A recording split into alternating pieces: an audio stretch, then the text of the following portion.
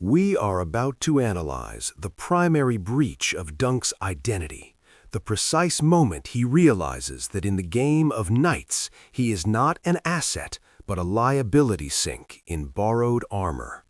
We are deep diving into the structural collapse of chivalry, A Knight of the Seven Kingdoms, Season 1, Episode 1. It is a masterclass in transactional physics.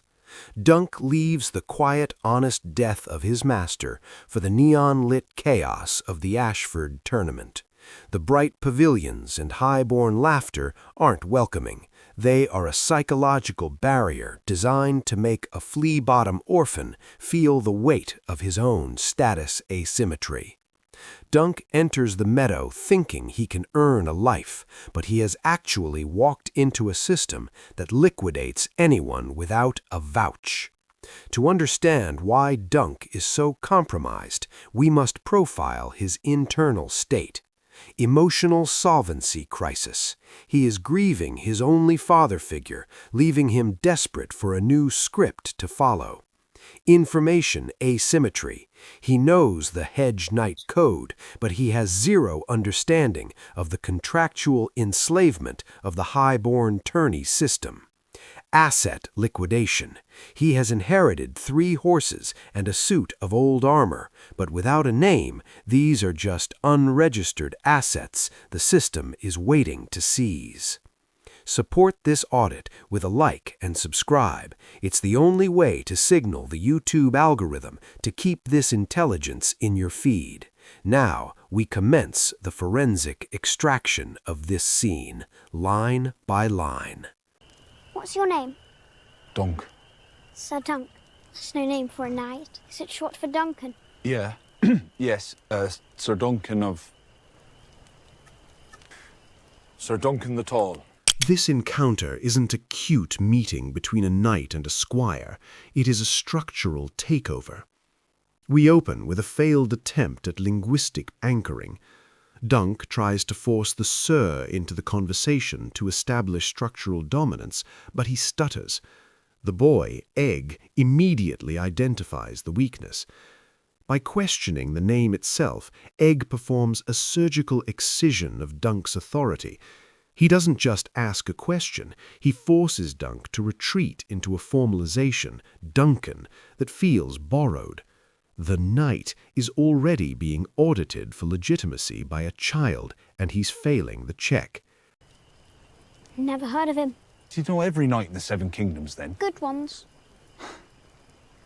Dunk tries to create a new linguistic anchor with the tall, attempting to use his physical size as a proxy for social status. Egg's response, never heard of him, is a high-level status reset. It makes Dunk's entire identity invisible.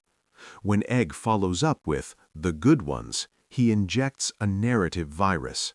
He is setting the standard for what a real knight is, subtly informing Dunk that he does not currently meet the criteria.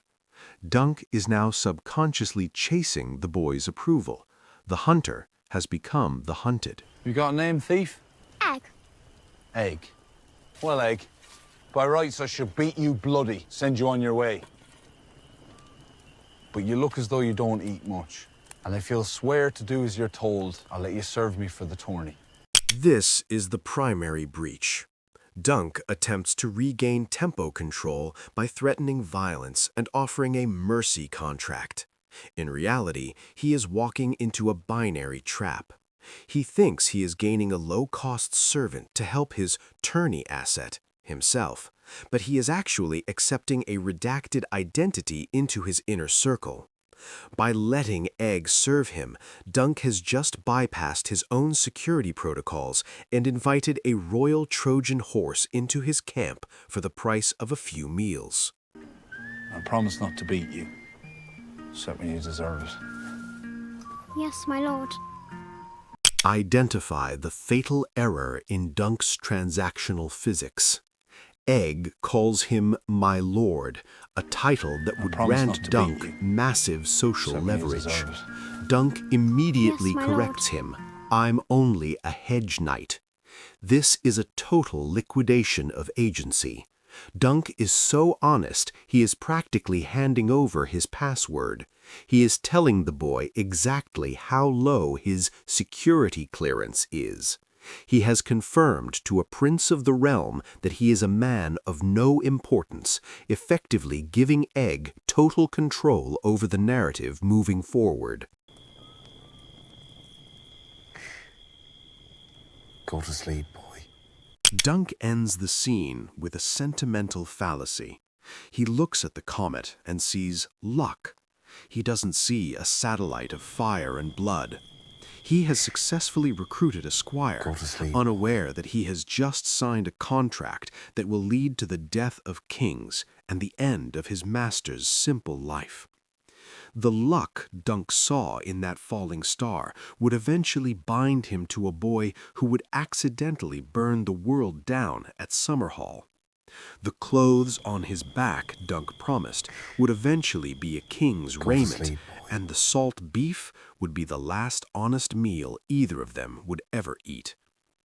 Was this a move of genius by the boy who wanted to escape a palace, or was the knight simply too broken to check the math of the deal he just made?